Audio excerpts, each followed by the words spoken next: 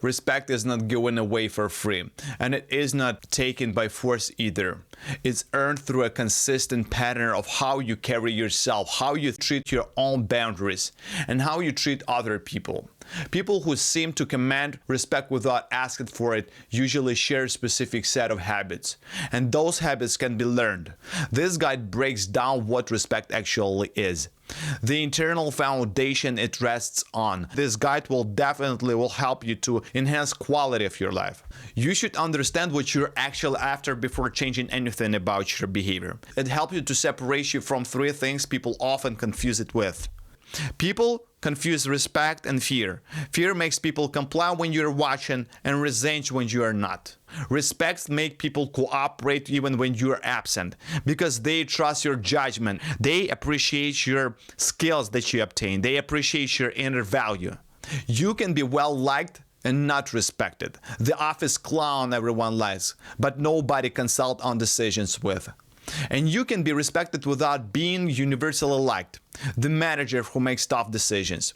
Chasing likability at the expense of your standards is one of the fastest ways to lose respect. Don't compromise. Don't compromise with your personal qualities and think that you are trying to attain. That's the balance you have to chase for. In case you have finances, in case you have a great car, everybody will start respecting you. Don't expect that. It doesn't have strong correlation. Your possession or your appearance, your image you are trying to create is not representation of your inner values. Titles, money, and authority can buy compliance, but they don't automatically buy respect. What you're actually building is a reputation, a track record other people can predict and rely on. Every interaction either adds to or subtracts from that reputation. Every your decision, every your word or matter of behavior solidify your position and let the individual rely on certain criteria. You better start with self-respect. This is the part people skip, and is the part that makes everything else work. You cannot consistently project something you don't believe about yourself. You should correspond to what you are projecting. You should have intrinsic value. You should represent what you are trying to instill, because you can't be qualified in case you are imitating, when you are faking something. On the long run, you will be exposed, and it's very necessary to understand. Know your standards before you are tested. Decide in advance what you will and won't tolerate. Being talked over, having your time wasted, being the butt of a joke at your expense. In case you are not skillful enough, you won't be able to immediately react. You won't be able to give proper reaction. In case you don't have enough experience, most likely you make a mistake, and that mistake will be crucial to influence on how people perceive you. You should determine your boundaries. You should decide what you are willing to tolerate and what's not. You should determine and know your worth. You should know your boundaries up front before imposing it, before protecting your boundaries.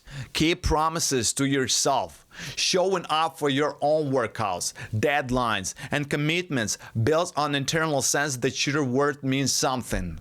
That internal evidence shows up externally as steadiness. Because you are not performing confidence, you have a track record with yourself to draw on. Stop over-explaining and over-apologizing. Constantly justifying ordinary decisions or apologizing for taking up space signals that you need permission to exist as you are. And at the same time, you should know when to apologize for your own mistakes. When you did something wrong, you should reconsider and admit that as your fault, that you have something to do to change the dynamic of the actions. Master your physical presence. A large percentage of how people read respect worthy happens before you say a word. They see how you carry yourself, they see how you walk, they see how you dress. Stand and sit with your weight settled. Shoulders back but not stiff. Chin level. Avoid the fidgeting, self-shrinking postures. Arms crossed tightly, shoulders hunched, feet tucked under chair. That reads as apologetic or anxious. Stillness in particular reads as control. People who are constantly adjusting, tapping, or shifting look, they're bracing for something. Slow down. Rush speech rush movement, rush reactions, all signal that you are anxious about how you've been perceived. Deliberate patience signals the opposite, that you are not worried about the outcome. Communicate like someone whose time matters. Say less, mean more. People who overtalk, ramble, or add unnecessary qualifiers train others to discount what they said before they even said it. State your point, then stop. Reconsider, try to evaluate reaction, and then you can change the strategy you want to build to achieve necessary result. Ask directly what you really want. You don't have to be vague at your expressions. You don't have to be vague at your incentives. And only then you will achieve clarity.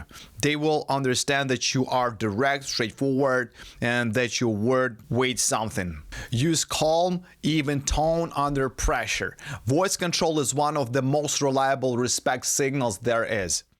Raising your pitch, speeding up, or laughing nervously when challenged undercut whatever you just said, no matter how reasonable it was. Don't feel silence out of discomfort. After you made a request or a statement, let it sit. Let it digest so people understand what you really want. Let the people process what you just said. The urge to keep talking, to smooth over an awkward pause, usually leads to backpedaling. Just get used to this awkward situation. Get used to that moment when you feel awkward, when there is discomfort. Let us see, just enjoy the process. Boundaries are the mechanism that actually teaches people how to treat you. Boundaries you state and don't enforce shows that you are inconsistent. It shows that you are volatile, that you don't follow your words, that you don't respect your own boundaries. It shows that you are unable to let people follow those boundaries. So learn how you can manage the reaction. Learn how you can coerce people to follow your boundaries and standards. State the boundary once and clear, without over-justifying. Doesn't need 3 paragraphs of justification. Justification invites negotiation. The first violation is the most important one. If someone crosses a line and there's no consequences, you're just calibrated their expectations of you. The consequence doesn't need to be dramatic. It can be as simple as ending the conversation, declining the request. You have to instill certain notion for that individual that they will experience consequence, that they will experience certain backlash.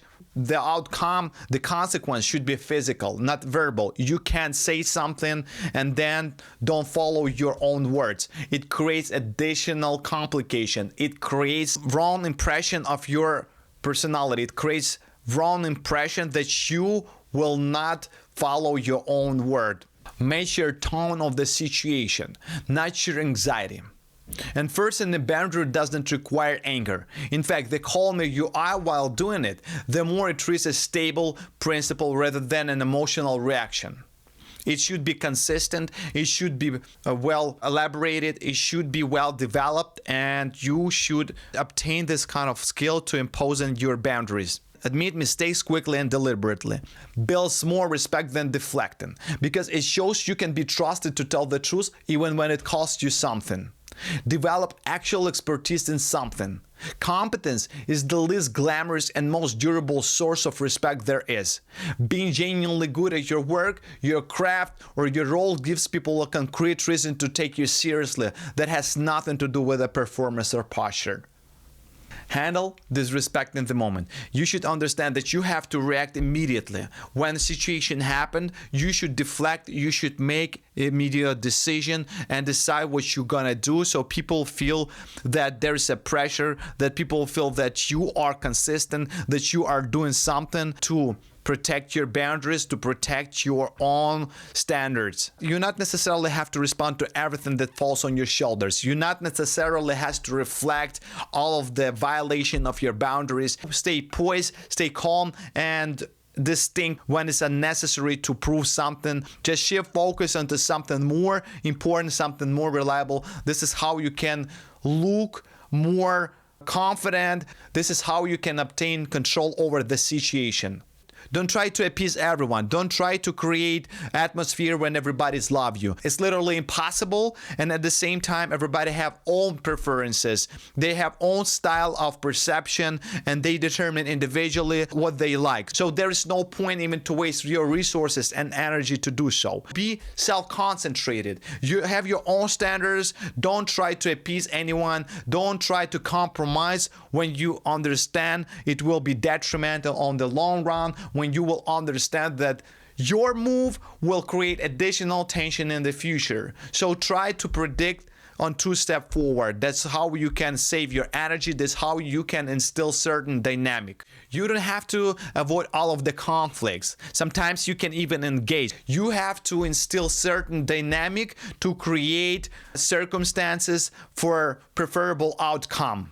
When you do overpromise and then after that you didn't accomplish your promise or under-deliver what you said, creates more negative reaction. In case you will just be quiet, in case you will just let the process go. Of course, sometimes you have to tell something. Of course, sometimes you have to make a statement, declaration, and some kind of promise to appease or to create certain dynamic. But overall, in case you will underperform, it erodes your reputation, erodes your image. So don't overpromise. Aggression, condensation, or one-up, and people might produce short-term compliance, but it produces long-term resentment and avoidance, not respect. People will avoid you. People will fear you. You know, it's like threatening someone. You will achieve nothing by threatening. They will be scared. They will feel resented. They will feel kind of aggression, and even people will try to avoid any conversation, any communication with you. Being the loudest person in the room is not the same as being the most respected one. Often it's the opposite. And also you should understand, you should play a long game. Respect is a lagging indicator. It shows up as the sum of a small consistent choices. Match the energy. Just be consistent, be coherent at what you are saying and what you are doing. Be consistent at your promises.